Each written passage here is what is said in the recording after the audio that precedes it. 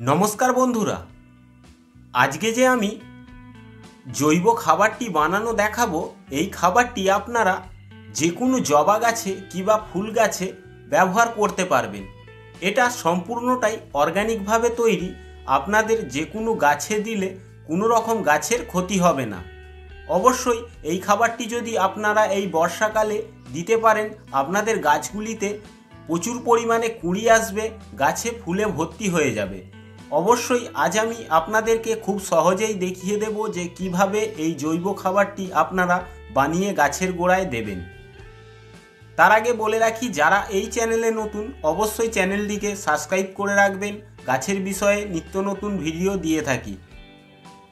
नमस्कार बंधुरा, आमी नवीन, आपनारा देखछेन सेफ गार्डेन। भिडियोटा भालो लागले अवश्यई चैनेलटिके सबस्क्राइब करे राखबेन, पाशे थाका बेल आइकनटी प्रेस करे देबेन परवर्ती भिडियोर नोटिफिकेशन पाওয়ার জন্য।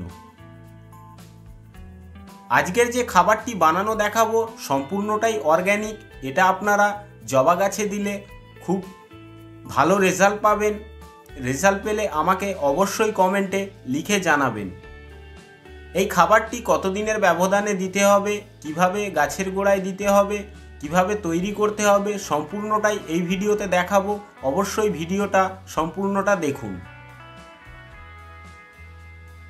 আমি এখানে এই খাবারটি বানানোর জন্য 250 ml মতো জল নিয়ে নিয়েছি। এর সাথে দিয়ে দিচ্ছি 4 চামচ মতো চায়ের পাতা। এই জলটিকে আমাদের ভালোভাবে ফুটিয়ে নিতে হবে।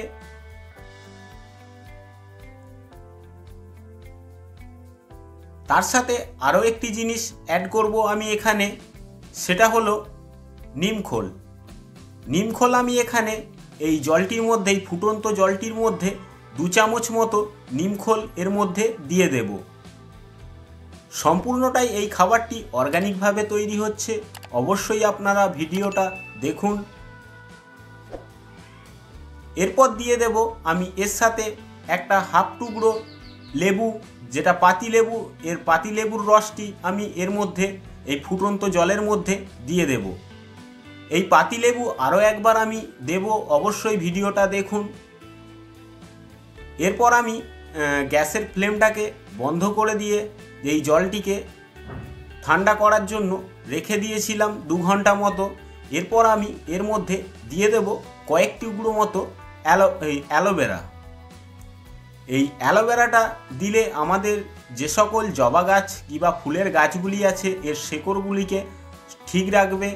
তারপরে এই অ্যালোভেরা আমাদের রুট হরমোনের কাজ করে থাকে।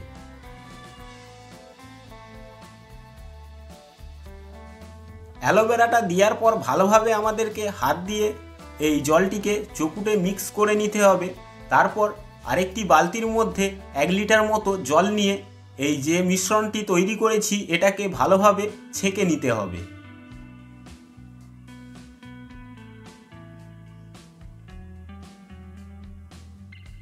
অবশ্যই ভিডিওটা দেখতে থাকুন। ছেঁকে নেওয়ার পর আরও কিছু কেমন কাজ আছে এটার মধ্যে।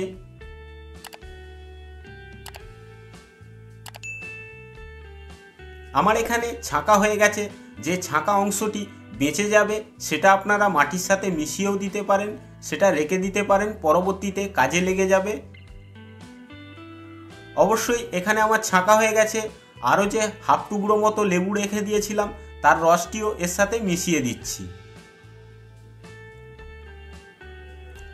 এরপর আমি এখানে দিয়ে দেব কফির যে পাউডার হয়, কফি পাউডার আমি এর মধ্যে দিয়ে দেব। আপনারা চাইলে মুদিখানা দোকান থেকে 2 টাকা পাউচ যে পাতাটি পাওয়া যায় সেটা নিয়ে এসে এর মধ্যে দিয়ে দিতে পারেন।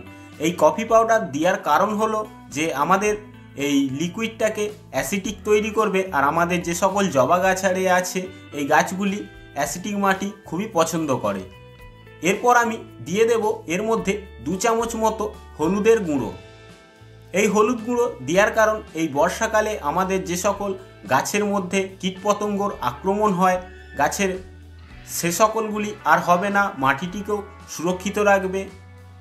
এর সাথে তো আমি আগেই মিশিয়েছি নিমখোল, সেটাও দেওয়ার কারণ যে আমাদের টবের যে মাটিটা আছে সেটাকে খুবই সুরক্ষিত রাখবে।